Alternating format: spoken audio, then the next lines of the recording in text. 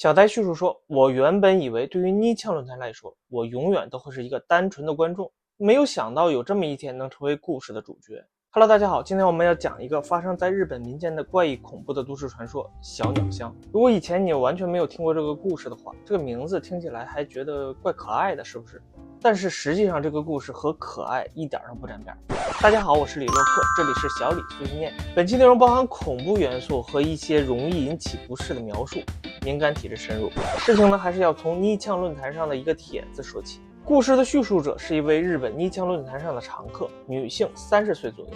她是一个完全没有灵性体质的正常人，就好比魔法世界中的麻瓜。那我们就简称这位发帖人为小呆好了。那为什么我们要强调灵性体质呢？后面我们会讲到这里面的原因。小呆叙述说，我原本以为对于逆呛论坛来说，我永远都会是一个单纯的观众，没有想到有这么一天能成为故事的主角。他叙述说，事情发生在上个月，有几个朋友来家里面聚会，参加聚会的人都是小呆的朋友。那算上他本人呢，一共有4个人。先到他们家的是一对夫妻，夫妻中的这位男士刚刚继承了父辈的家业，他们家世代都是传承神社文化和主持一些祭祀活动的祭司，也就是神社的继承人。那和我们的女主小呆相比，就是一个会使用魔法的魔法师，平时文质彬彬，颇有文化。那我们就管他叫级长吧。这个级长29岁，和发帖的女主相仿，有着对灵性感应力极强的体质。朋友几个人一边饮茶聊天，一边等待着最后一位迟到的朋友。那这次聚会有一个小小的主题，也是源于这位还没有到场的朋友。在出发之前呢，这位迟到的朋友就首先打来了电话。他说他给大家带来了一个小礼物，因为家里边的旧仓库要拆除改造，在里面收拾旧物的时候，就发现一个有趣的解谜盒子，设计十分的精巧，它也就是本期我们要谈到的小鸟箱，就决定把它带过来给大家看看。那我们简称这位第4位迟到的女主为小香好了，因为大家呢都对这个解谜游戏还挺感兴趣的。一方面几个朋友也是有一段时间没有聚在一起了，那另一方面呢，大家就是要看看这个小箱子到底是一个什么东西。就在聊天的过程中，窗外小箱的车驶入了视线。这时候正在聊天中的级长，也就是我们说的有灵性体质的这位朋友，前一句话还聊得热火朝天，突然脸色大变，盯着窗外就惊呼道：完蛋了！随后就冲向厕所开始呕吐，给在现场的他的女朋友和小呆2个人吓得一愣。因为大家都很熟，都知道级长有一种灵性体质，对一些有灵性的东西特别的敏感。随后小呆半开玩笑半带着害怕的情绪就问，怎么了？该不会是在我家看到了什么不干净的东西吧？这时候级长脸色惨白，还没有从呕吐中结束，趴在厕所嘟囔道，小香来了，问题出在他那里，他带的东西不是什么解谜puzzle，而是……话还没有说完，又开始继续的呕吐。但是所有的顾虑已经晚了，正在小呆和级长说话的时候功夫，级长的女朋友已经给小香开了门。只见小香捧着一个旧布包裹的正方形木盒子，长宽都是20厘米，很精致，乍一看就像一个魔方一样，但是上面却有着看似细节很丰富的机关一样的纹理，就像是用很多奇形怪状的木板拼接而成的解谜玩具。表面并没有明显的开口的地方，其中有一面上还刻着一个奇怪的三角形符号。那它这样的外形让小香误以为它是一个解谜玩具，其实并不足为奇。但是殊不知自己手上的东西已经触发了跨越100年的诅咒。小鸟箱的真面目被唤醒的死亡魔盒。级长在呕吐差不多结束之后，并没有和在场的另外3个朋友多做解释，而是第一时间颤颤巍巍地拿起了手机，拨通了他父亲的电话。记得一开始我们说过，他们家世代都是神社的祭司，父亲其实比他更懂一些灵性方面的东西，经验更加的丰富。电话一接通，级长就着急地说，爸爸，我朋友带来了一个曲子箱，而且说话的声音几乎带着哭腔。又接着说，像爷爷那样处理不行啊。之后又停顿了一会儿，但是看他的表情就知道，他的恐惧感并没有随着聊天停止而减弱。对话中很多的内容都是一些专业的术语，所以楼主小呆的贴文中并没有详细的记录完整。这时候冷汗正顺着级长恐惧的脸上不断的往下流。不一会儿又接着说，对，三角形真的是7宝。其他3个人其实都没有完全的听懂，一头雾水，只能从字里行间感受到级长的恐惧。看他们对话的严肃程度，就知道这件事远超想象。在电话挂断之后，平时一向最为稳重的级长显得有些慌张，只是简单的跟大家说了一下，接下来按我说的做，并且将目光移向了小香，问他，你之前直接用手接触过木盒吗？小香摇头，刚刚你把它拿出来之后就放下了，再没有动过了吗？小香点头。机长自言自语地对自己说，看起来时间不是很长，应该可以分离，还是没有做任何详细的解释。他的目光转向了女主阿呆，帮我去厨房拿一把刀，放心，没有危险。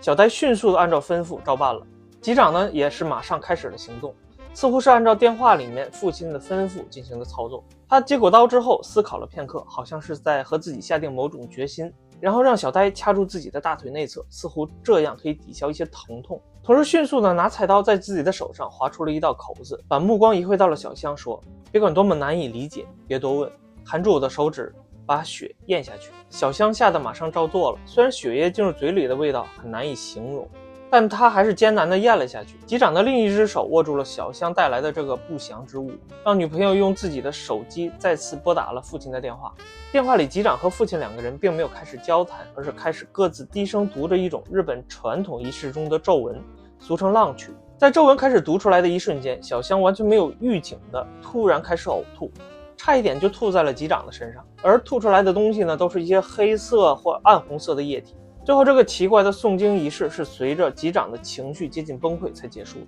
这时候机长的脸色惨白，身上被汗水浸透了。他吩咐女主小呆说，让她找一块毛巾把自己的手和这个盒子绑在一起，并强装镇定地露出了笑容，说，好累呀，找个地方喝酒吧。虽然大家似乎可以感觉到这件事到了这里呢，似乎可以松一口气了，但是大家谁也没有被机长的幽默逗笑。那这个盒子到底是什么来头呢？之后小呆曾经多次的询问过机长，但是每次机长都是说，你最好还是不知道为好，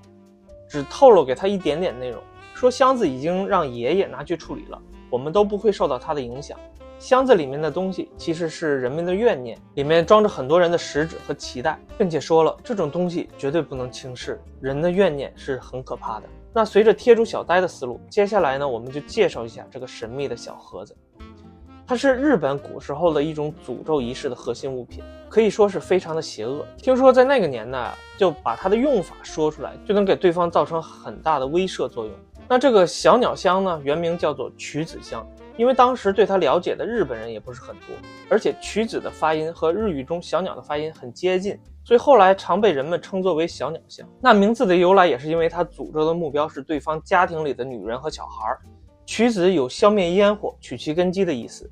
那这样理解起来是不是感觉更加的邪恶了呢？故事中的女主小呆后来了解到，这个曲子香的历史要追溯到19世纪的日本。那个时候呢，是日本明治维新的动荡年代，社会变革频繁且剧烈，底层人民生活困苦，为了节省食物，减轻一些家庭的生活负担，一些绝望的父母不得不亲手杀死自己的孩子，以节约家庭饮食的开销。那这种残杀的现象被当时称作为奸淫。那时候的日本老百姓一方面要受着战争之苦，另一方面还得忍受着各种阶级制度不平等的待遇。人被分为369等，有上等人、平民、下等人和贱民等等。那身处贱民等级的老百姓几乎过着和奴隶一般的生活。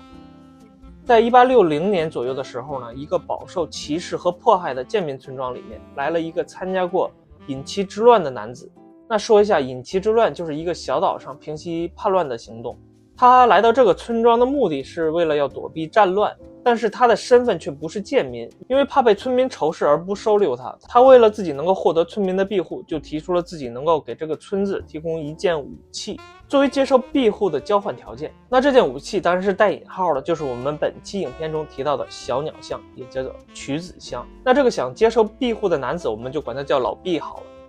他说，你们如果按照我的办法制作出这个武器的话，那么你们整个村庄就能够免受战争和等级压迫之苦。那村民们听了虽然表示不敢相信，但是毕竟现在生活连饭都吃不上了，还能有什么办法呢？只能对这微弱的希望抱有一些幻想，所以就同意了交换条件，把它藏在自己的村庄里面保护着它，并让他教授制作武器的方法。老毕就告诉村民说，这个武器其实是一种强效但是非常邪恶的诅咒，被诅咒的人或者家族受影响的只有能够怀孕的妇女和小孩。这个武器呢，一旦按照要求放置的话，受到诅咒的妇女和小孩必死无疑，所以这个武器也要妥善的保管，才不会影响到自己的族人。之后老毕就开始教授村民们怎么制作小鸟香。那这个制作过程也是极其的残忍和邪恶，如果不是当时动荡的历史背景的话呢，那这种东西也是很难被制作出来的。首先村民们要将雌性动物的血液倒入一个精致的绝头盒子中，静置8天，盒子中的血液不能风干，再放入死婴或儿童的中指或脐带。新生儿呢需要脐带和食指的第一关节，幼儿仅需要指关节。数量越多，诅咒越强。那根据诅咒的强弱，制作的曲子香分为8个等级，最弱的一个叫1宝，随后依此类推，有2宝、3宝、4宝之类的。只有第8个的名字不同，它不叫8宝，而是叫做8戒或者叫8开。因为这个8戒和其他前面的7个是有一定的区别的，它的诅咒能量比其他7个加在一起都要强。它的制作过程需要献祭8个婴儿和1个成年女性，而且这个8戒一旦制作完成之后，它的能量几乎不会随着时间减弱。老毕就说我给你们提供的这个武器的配方绝对管用，但是有一个条件，就是你们制作的第一个武器必须是一个8戒，而且我要把这个8戒带走。那你们之后再制作出来的才能自己留存使用，而且这个8戒不能再制作第2个出来，因为它的诅咒能力太强了，做多了的话很有可能对自己的村庄产生不好的影响。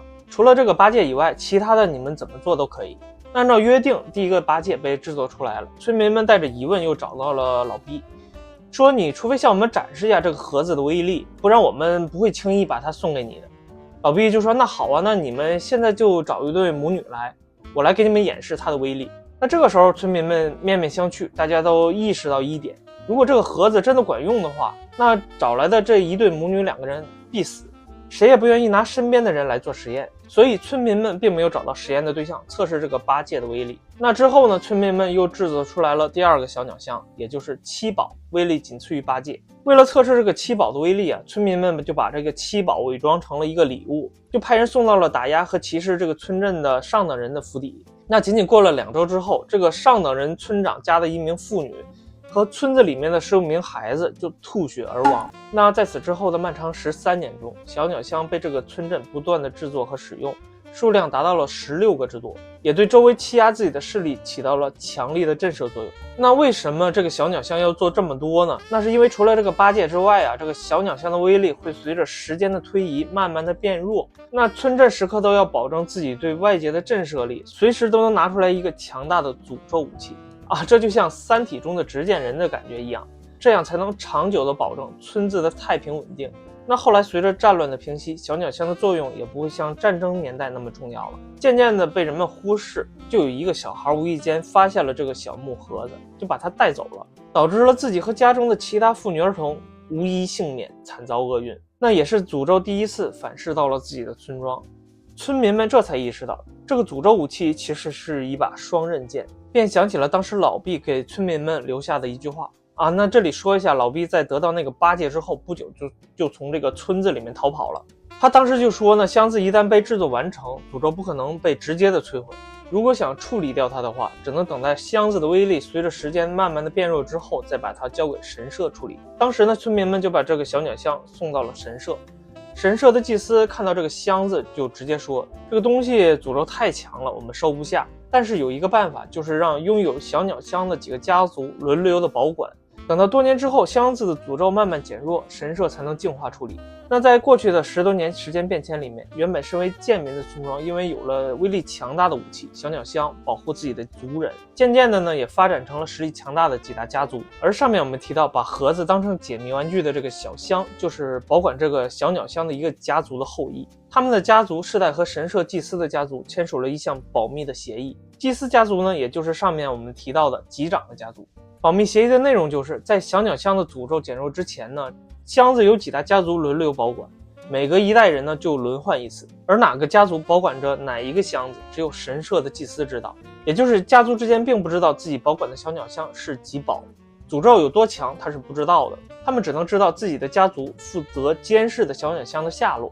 和等到自己过世之后，小鸟箱会由自己的孩子转交给哪个家族继续保管。那这样的机制也防止了几个家族之间因为保管的问题产生争执。而这一整套详细的流转模式也是由神社的祭司详细记录在册的，当然这套详细的记录也是由祭司家族严格保密的。那我们回到故事的开头，据贴主掌握的信息，在这4个人聚会事件不久之后呢，级长的祭司家族就召集了这几个保管小鸟箱的家族，聚在一起开会讨论为什么会有一个危险的7宝意外的流落到不知情人的手中，而没有被认真的保管。那么真相就是在小香手中的这个箱子呢，其实是由3个家族轮流保管的。那么在小香手中的这个箱子其实是由3个家族轮流保管的，我们分别简称他们为 S 家、G 家和 T 家。小香所在的就是其中的 S 家。那每户的家主去世之后，会由下一任家主在葬礼之后继承箱子，直到自己去世，不能把它外传或者遗漏。如果家主没有子嗣的话，需要等待子嗣出生之后再进行交接。那如果一直没有子嗣的话，就由祭司移交到下一家，通过3户轮流保管，让时间稀释盒子的诅咒。期间每10年由神社负责更换符咒，最终在记录的约定之年送回神社净化。而没有负责保管小鸟箱的家族呢，则需要承担监视的工作，保证所有的流程能够按照正常的程序维持下去。那本次事件的起因就是因为这个交接流程中发生了一个漏洞，在 S 家家主去世之前，也就是小香的爷爷，他没有及时的把小鸟箱需要交接的事儿告诉子女。也就是说，家族的其他人对小鸟箱的存在并不知情。那按照正常的约定， S 家家主去世之后，小鸟箱应该由 G 家家主继承。但是 G 家因为对于小鸟箱的恐惧，再加上 S 家家主去世之后啊，迟迟没有人送来这个带着诅咒的箱子，所以 G 家就猜到了 S 家可能在这个箱子和后人交接的过程中出现了问题，而选择了隐瞒这件事儿。就放任箱子留在 S 家的仓库长达10年之久，期间呢，仅由搬走的 T 家偷偷的更换了符咒。最后因为自己家仓库拆迁的原因，小香首次接触到了这个箱子，并把它带到楼主小呆家，险些触发诅咒。万幸的级长及时介入，积极主动的处理，和箱子上本身就封印着符咒，也没有失效，才未造成严重的后果。那在后续的对峙中，G家族也是土下座谢罪。土下座呢？那这里说一下，土下座是日本最高规格的道歉，是整个人趴在地上。他承认啊，是因为自己的一时怯懦导致 S 家一家陷入了危险之中，并承认说自己和其他的保管家族约定，即便 S 家的人因为箱子的问题受到了影响，也不得干涉。其冷漠程度真是让人不寒而栗，也验证了级长的那句话：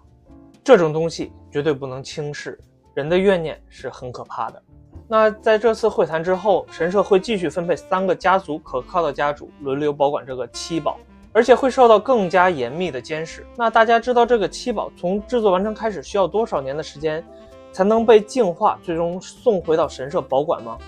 是140年。那在当年这10多年间，村子制造了一共16个箱子，献祭了幼儿超过了56名，另外还有几个成年的女性。这不仅仅成为周边地区的恐惧的源头，也是对自己家族的一种诅咒啊！所以呢，就连后人也将为此踏上救赎之路，付出几代人的沉重代价，为这可怕的小鸟箱收尾。那整个故事的源头来自妮枪论坛上的贴文，这个故事的原型是日本的岛根县，也是日本一个神话故事颇多的地方。它位于日本本州岛的西部，是日本神话体系中最为根源性的地域之一。被誉为众神之国，它和神话的紧密联系程度可以追溯到8世纪的古世纪和日本书纪这2本书。有感兴趣的小伙伴可以留言给我，我可以做更多的影片来给大家讲更多的故事。那还是要说一句，故事的内容真实性无从考证。以上就是本期影片的全部内容，我是李洛克，这里是小李碎碎念。喜欢的话别忘了关注这个小频道，为我点一个赞，我们下期再见。